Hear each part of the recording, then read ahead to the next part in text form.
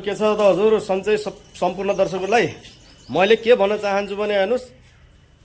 इन्डियाको र पाकिस्तानको लडाइँ चलेको छ त्यही कारणले यति मन्दा काम चलेको छ यति डाउन छ काम के भन्ने हेर्नुहोस् होइन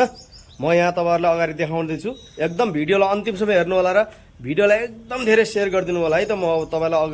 अगाडि पनि देखाउँछु है त ल ओके भाइ म यहाँबाट इन्ट्री भयो होइन भित्र हाम्रो यो फ्याक्ट्री हो हामी काम गर्ने फ्याक्ट्री हो यो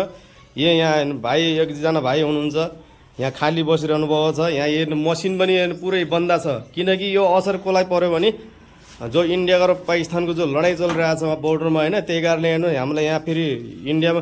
यो फ्याक्ट्रीमा माल आउनु पनि बन्दा छ हेर्नु यो आएको माल पनि यत्तिकै हेर्नु यो पुरा काले कालो भयो त्यत्तिकै परेर आएको छ जङ लागेर हेर्नुहोस् यहाँबाट लिएर सम्पूर्ण यो हेर्नुहोस् यो एउटा दुईटा त्यहाँ तिनवटा होइन यो तिनवटा मान्छे मसिनमा होइन सम्पूर्ण मान्छे धेरै पनि 6 जनाले काम गर्ने मसिन हो होइन उतातिर छ एउटा कालो यो एउटा यो छ यो मसिन पनि हेर्नुहोस् 2 जनाले काम गर्छ यहाँ के हेर्नु यहाँ 10 जनाले काम गर्ने फ्याक्ट्री रहेछ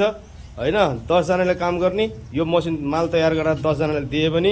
अझ 10 जनाले फेरि प्याकिङ गर्ने हेर्नुहोस् है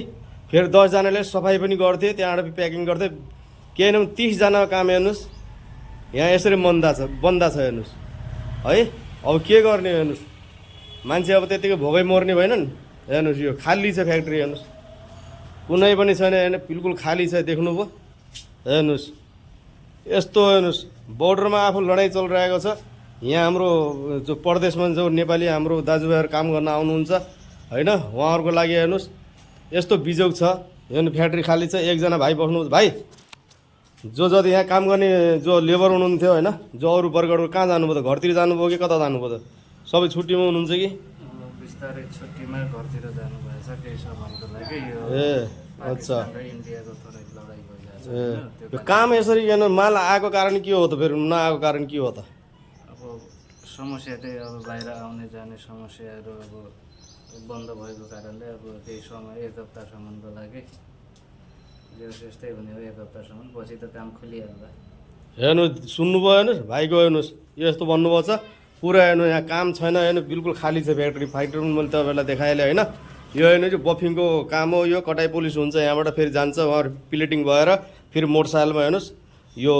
लाग्छ के यो हो है मैले तपाईँलाई देखाइहालेँ भिडियोलाई धेरै सेयर गरिदिनु होला है त्यो भन्न चाहन्छु म पनि अब केही प्रक्रिया तपाईँलाई दिन्छु हेर्नुहोस् है तपाईँले होइन फ्याक्ट्रीको हाल कस्तो छ होइन यही फ्याक्ट्रीबाट म हेर्नुहोस् लाइभ बनाइरहेको छु मैले भिडियो बनाइरहेको छु यो फ्याक्ट्रीबाट होइन यो फ्याक्ट्रीमा धेरै माल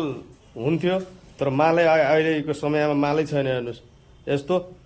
कामै डाउन छ माल अगाडि गएको छैन होइन भनिरहेका छन् यहाँ काम गर्ने जो वर्गहरूले होइन हेर्नुहोस् यस्तो भइरहेको छ हेर्नुहोस्